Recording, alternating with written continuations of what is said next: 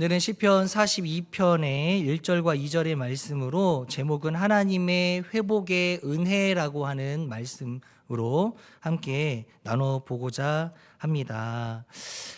여러분들 좀 이렇게 힘들고 어려울 때 가장 먼저 기억나고 생각나는 것이 무엇이 있습니까? 라고 물어보면 어떤 사람은 부모님이 떠올라요. 어떤 사람은 또 자녀가 떠올라요. 힘들 때에서 자녀 얼굴 떠올리면 또 힘이 나지 않습니까? 아멘. 예, 또 어떤 분들은 그래도 제가 신앙인인데 하나님을 기억해야 되지요라고 말씀하시는 분들도 계시고 또 다양하겠지요. 오늘은 그런 어떤 해결점에 대해서 한번 이야기를 잠깐 해보려고 합니다. 진정으로 어려움에 내가 처해 있을 때 나의 도움이 될 만한 것들은 내게 무엇이고, 나는 그럴 때일수록, 어렵고 힘들 때일수록 나는 어떻게 반응하는 것이 해결책일까라고 하는 것에 대한 이야기를 한번 나눠보고자 하는 것이지요. 오늘의 말씀의 42편의 말씀을 보면 하나님이여 사슴이 시냇물을 찾기에 갈급함같이 내 영혼이 뭐를 찾는데요? 주를 찾는다라고 해요. 주를 찾는데 그냥 찾는 게 아니라 갈급한 마음을 가지고 찾는 거다라고 하는 것이죠. 여러분, 그냥 일반적으로 찾는 것이 아니라는 거예요. 갈급하다. 갈급하다라는 단어를 언제 우리가 보통 사용을 하냐면 내가 힘들고 어려운 상황 가운데 놓여져 있을 때, 내가 할 수 있는 범위를 넘어섰을 때, 그러니까 내가 헤쳐나갈 수 있는 방법이 아무리 고민해봐도 더 이상 나오지 않을 때에 사람들의 마음 가운데에는 갈급함이다라고 하는 그 단어가 생각난다라는 거예요. 그죠? 오늘 이 본문을 쓴 사람들이 있어요. 고라 자손인데요. 여러분, 고라라고 하는 인물을 기억하시나요? 좀 쉽게 접해보지 못한 인물일 수도 있습니다. 그런데 오늘 제가 말씀을 쭉 전해드리다 보면 그 사람이 고라야 라고 하는 느낌을 아마 받지 않을까라는 생각을 해보게 됩니다.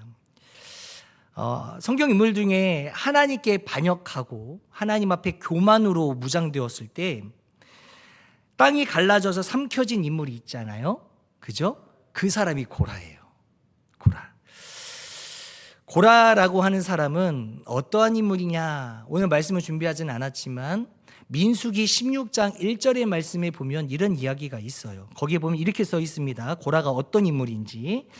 레위의 증손이자 고핫의 손자이며 이스할의 아들이 고라다라고 이야기해요.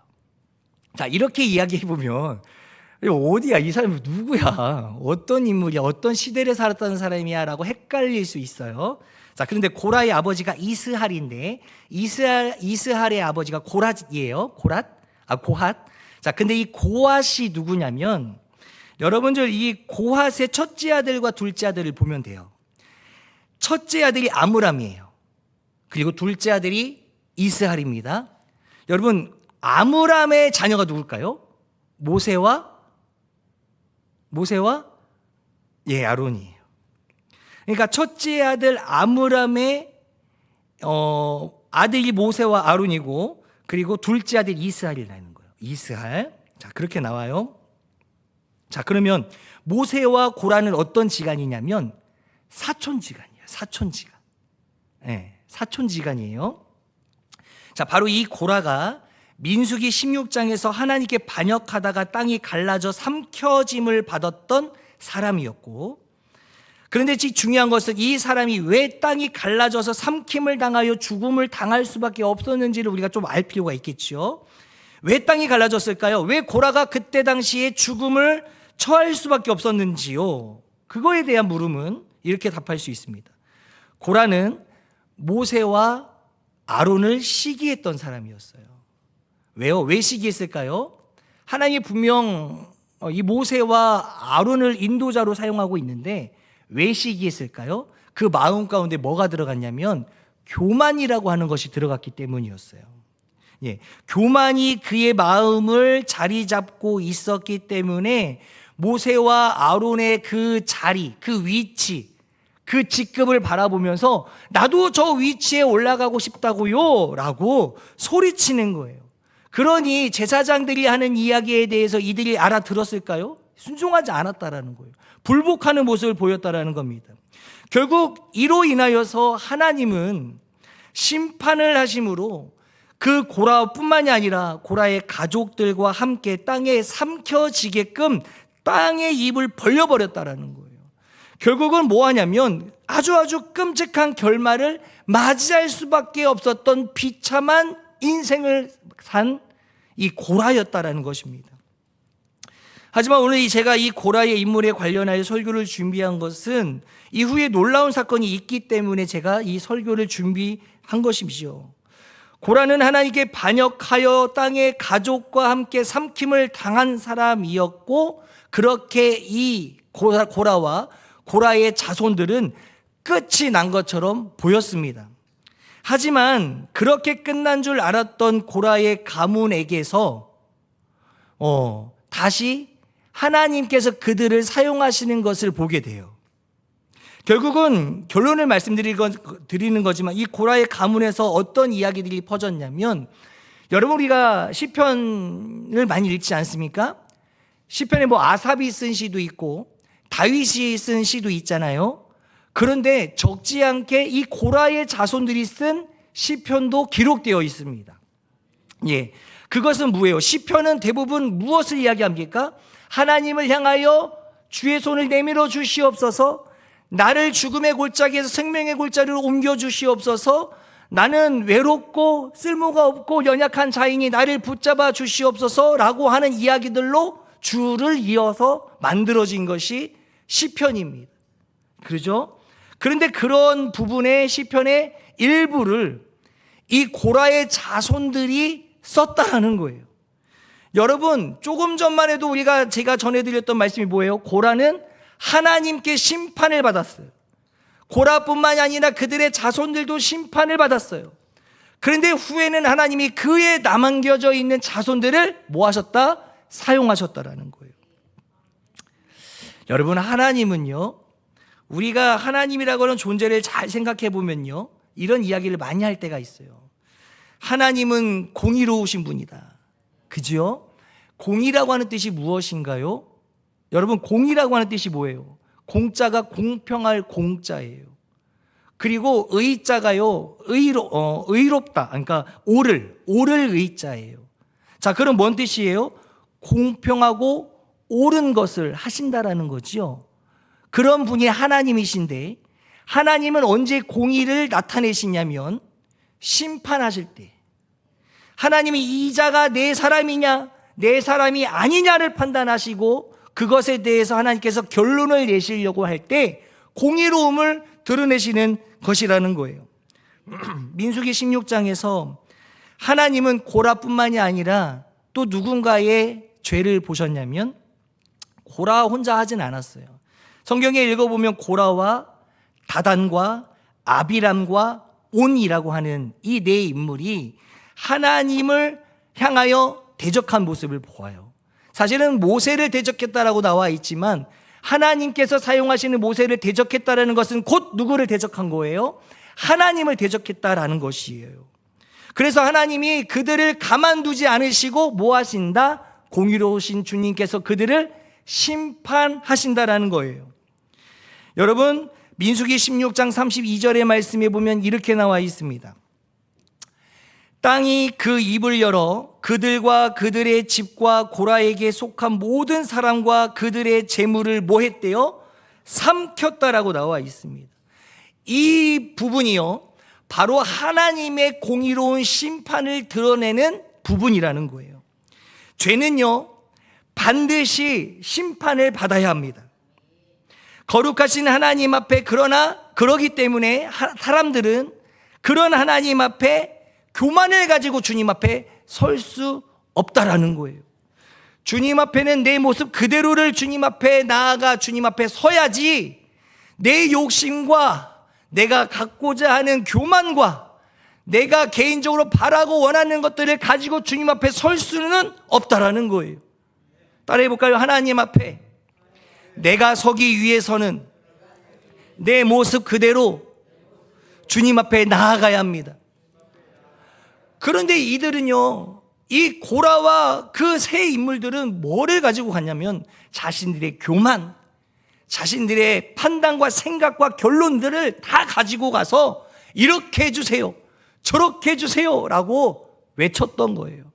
그러니 하나님은 다 계획이 있으신데 그 계획을 어지럽히는 이들의 행위를 보고 하나님은 가만히 있을 수 없었다라는 것이죠. 그러나 이 이야기가 심판으로 끝나는 거였으면 성경은 우리에게 소망을 말하고 있지 않겠죠. 그렇게 쉽게 그냥 한 민족과 한 가정을 파헤치면서 멸절시키면서 끝나는 거였다면 우리에게는 어쩌면 소망이 없어 보일 수도 있다는 건데 하나님은 그렇게 마무리 짓지 않았다라는 거예요. 민수기 26장 10절 말씀 한번 볼게요. 한 절만, 10절 시작. 땅이 그 입을 벌려서 그 무리와 고라를 삼킴에 그들이 뭐 했대요? 죽었고 당시의 불이 250명을 삼켜 징표가 되게 하였다라고 했어요. 이 250명이 누구냐면 고라가 막 하나님 앞에 교만을 가지고 드러났을 때, 하나님 앞에 당당하게 자기의 교만을 들고 섰을 때에 데리고 간 사람들이 있어요. 하나님 앞에 예배 드리는 자들이었어요. 그 250명이었어요.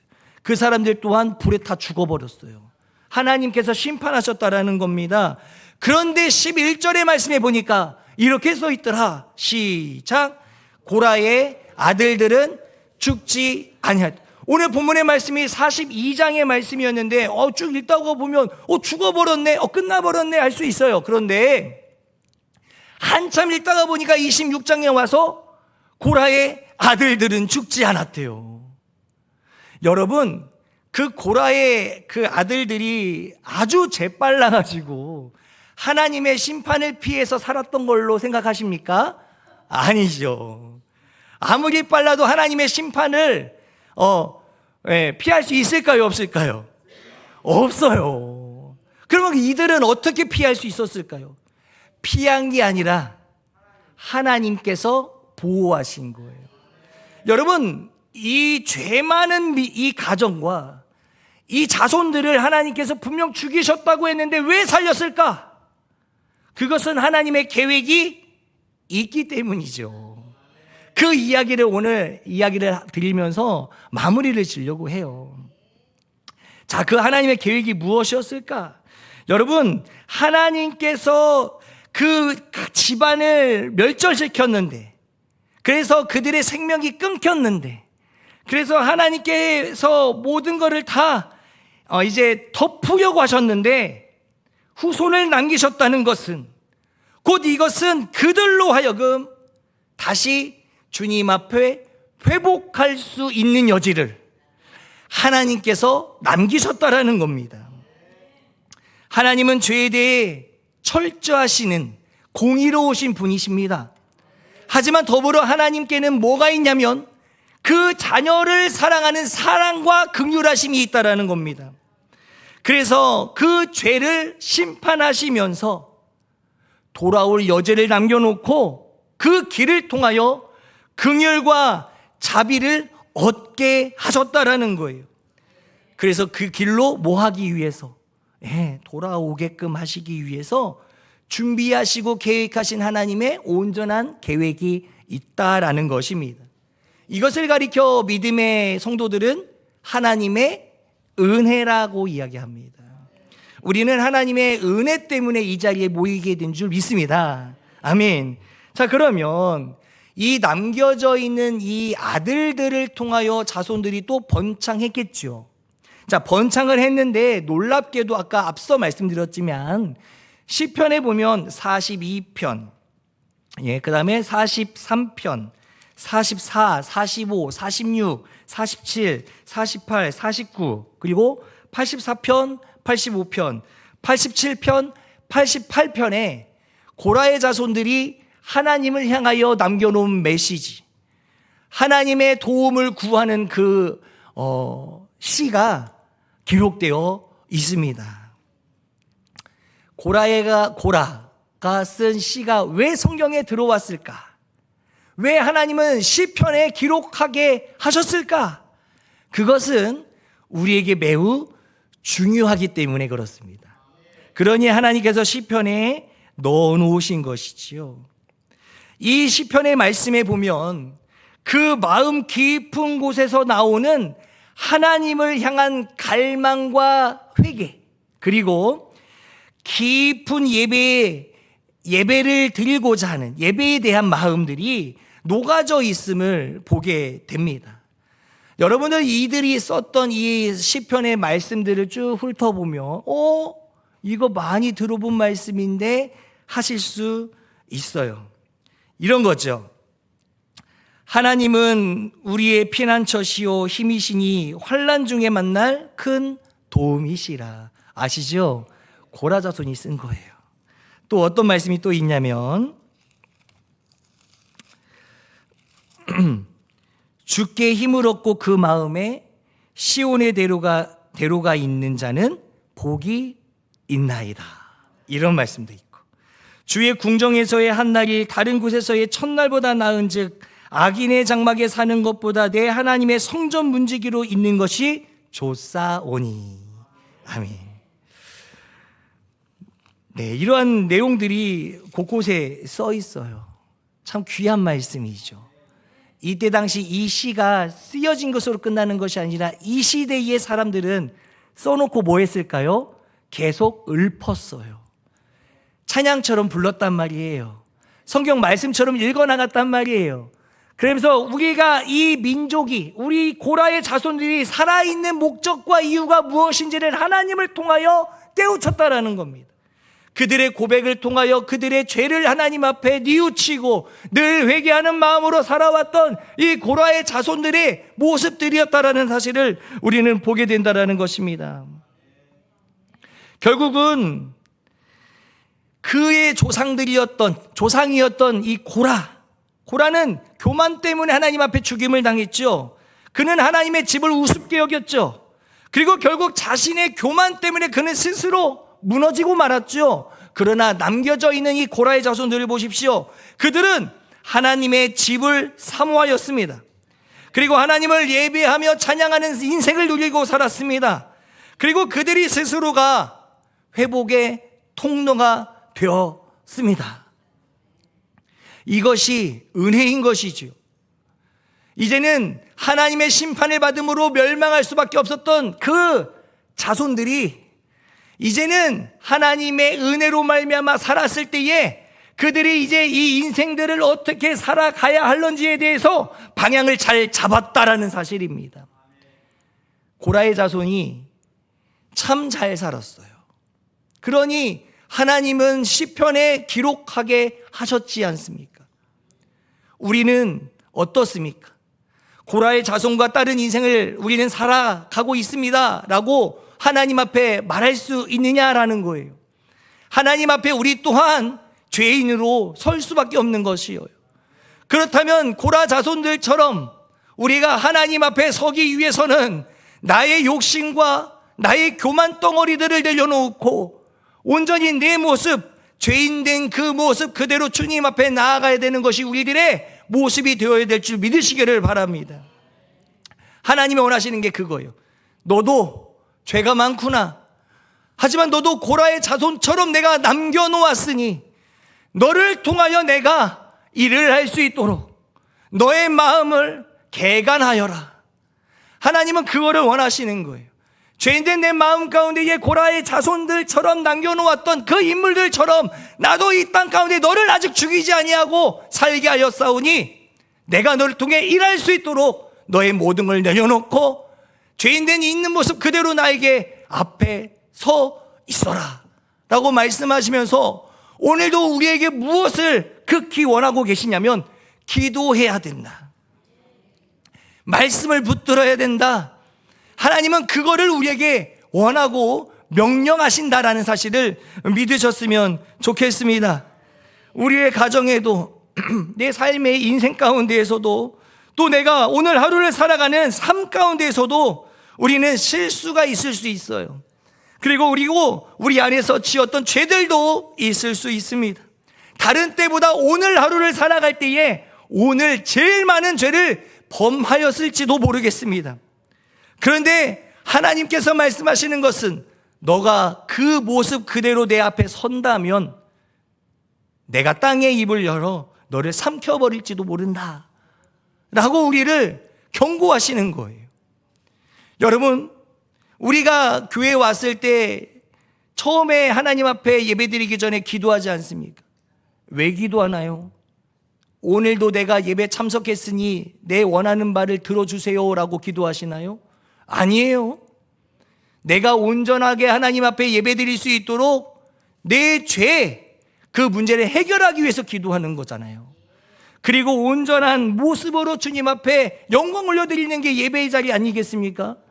여러분, 그런데 그 기도가 멈춰버리면요, 안 되는 거예요. 저는 많이 겪어보았어요. 하나님의 성전에 와서 기도하지 않고 이 예배를 시작하면요, 예배에 은혜가 안 되더라고요. 너무 죄송하더라고요. 기도가 시작되고 하나님의 예배가 시작되어야 되는데 사람들과 인사하느라 거기에 정신이 팔려가지고 또 내가 급히 교회에 와서 해야 될 일들 때문에 그 업무적인 것 때문에 또 설교를 마무리해야 되는 그 부분 때문에 조급하여서 내가 하나님 앞에 먼저 기도함으로 엎드리지 않고 내가 그런 일들을 행했을 때에 나에게 얻어지는 것들이 참 많아요. 어떤 게 있냐면 수치감이에요. 창피함이에요. 가끔은 설교를 하고 내려갈 때 강도사님한테 제가 가끔 이런 이야기 했었어요. 예전에 저 오늘 설교 준비한다 안 됐어요. 막 이럴 때 있어요. 그날이 제가 기도하지 않아서 그런 거예요. 찝찝하지 않나요? 씻지 않고 밖에 나가고 씻지 않고 잠자리에 들면 찝찝하지 않습니까? 그런데 죄악으로 물들어 있고 더럽혀져 있는 내 몸과 내 육체와 내 마음이 있는데도 불구하고 그것을 유지하는 것 찝찝하지 않냐라는 거예요. 고라의 자손은 그것을 털어버리기 위해서 엄청 애썼어요. 자, 그러면 여러분 이거 하나만 알고 넘어가면 좋을 것 같아요. 하나님께서 우리를 회복시키려고 하시는 그 마음은요, 우리의 죄의 깊이보다 더 깊으신 거예요. 내 죄가 깊어서 하나님께로 못 나아가요 하는 사람들이 있죠? 아니요. 하나님이 우리를 회복시키고자 하시는 그 마음은 우리의 죄보다 더 깊이 뿌리 박혀 있기 때문에 절대 흔들리지 않는다라는 것. 그 하나님을 의지할 때에 우리의 삶에 분명 변화가 있게 된다는 것. 흔들렸던 내 믿음이 다시 죄 궤도에 올라갈 수 있다는 것. 그것이 하나님의 은혜인 줄 믿으시기를 바랍니다. 오늘도 여러분들을 위해서 하나님은 다시 되돌아올 길을, 그 여지를 두고 계신다라는 것. 그렇기 때문에 오늘도 주님 앞에 기도를 기쁨으로 여기고 또 예배를 감사함으로 여길 줄 아는 우리 모든 성도님들 다 되시기를 간절히 원합니다. 여러분, 회복의 첫 걸음은요, 오늘 본문의 말씀과 연관이 되어 있어요. 우리의 회복의 첫 걸음은 주님을 다시 갈망하는 마음에서부터 시작된다라는 거예요. 보고 싶어. 엄청 보고 싶어요. 가족들, 친척들, 친지들 저기 명절 때 보고 나면 또 언제 보냐, 또 몇 달을 어떻게 기다리냐 하면서 막 갈급한 마음이 있지 않습니까? 보고 싶은 마음. 하나님이 그보다 더한 마음으로 우리가 품어야 되는 거예요. 하나님을 오늘 주일날 예배 드렸는데 또 갈급한 내 마음이 있어서 새벽 예배에 참석하고 또 내 갈급한 마음이 있어서 수요 예배 가운데에 또 나아가고 금요 예배 가운데 나아가고 계속 주의 말씀을 덧입고자 하는 마음, 하나님을 갈망하는 마음에서부터 시작된다는 사실을 기억하셨으면 좋겠습니다. 아멘. 사랑하는 성도 여러분, 말씀을 맺으려고 합니다. 고라의 자손은 심판의 역사에서 예배의 역사로 옮겨졌고 절망의 길에서 이제는 소망의 길로 옮겨졌습니다. 우리도 그렇습니다. 실패와 절망의 역사를 가지고 있을지라도 우리가 온전히 그리스도 예수 안에 있다면 하나님은 우리를 통하여 회복을 시작하실 것입니다. 시편 103편 10절과 11절 말씀 한번 같이 읽겠습니다. 시편 103편 10절 11절 시작. 우리의 죄를 따라 우리를 처벌하지는 아니하시며 우리의 죄악을 따라 우리에게 그대로 갚지는 아니하셨으니 이는 하늘이 땅에서 높음같이 그를 경외하는 자에게 그의 인자하심이 크심이로다. 10절의 후반절의 말씀에 보면 우리를 우리의 죄대로 처벌하지 않으시고 우리의 죄악대로 갚지 아니하셨으니, 하나님이 우리를 사랑하시기 때문에 우리를 회복시키기 위해서 여지를 두셨던 그 하나님의 말씀이 기록되어 있는 것입니다. 우리는 죄인이잖아요. 죽음의 문턱 앞에 놓여져 있던 나를 하나님께서 안 돼 하면서 끌어당겨서 우리 이 자리에 앉혀놓으신 게 하나님이시잖아요. 그 하나님의 은혜를 기억하셔서 살아내는 우리 모두가 되었으면 좋겠습니다. 오늘의 말씀처럼 하나님이여 내 영혼이 주를 갈망하나이다. 하나님이여 내 영혼이 오늘도 주님을 온전히 갈망합니다. 내가 하나님을 갈망했던 것처럼 나 때문에 우리 가정이 주님을 갈망하게 하여 주시고 내 주변의 환경과 사람들이 주님을 갈망하게 되는 놀라운 역사가 일어날 수 있도록 내가 먼저 주님 앞에 서게 인도하여 주시옵소서. 이러한 간절한 갈망이 하나님의 은혜를 끌어당기게 해주실 것입니다. 고라의 자손처럼 우리도 하나님의 회복의 이야기로 그래서 다시 쓰여지며 주님 나라의 천국에 기록되어질 것입니다. 하나님 나를 회복시켜 주시옵소서. 이제는 주의 손에 이끌려 살아갈 수 있는 믿음의 그리스도인 주의 복된 자녀가 되기를 원하오니 인도하여 주시옵소서. 오늘 말씀을 기억하면서 기도하기를 원합니다. 주님, 죄 많은 내가, 죽을 수밖에 없는 내가 하나님의 은혜로 살게 되었습니다. 이제는 내가 어떠한 방향과 어떠한 길을 향하여 내가 나아가야 될지 오늘 고라의 자손들을 통하여 보게 하여 주셨사오니 나 또한 주님을 갈망하는 자가 될 수 있도록 인도하여 주시옵소서. 우리 주의 한번 외치고 기도합시다. 주여, 하나님을 온전히 갈망하고 또 갈망하는 자가 되기를 원합니다. 하나님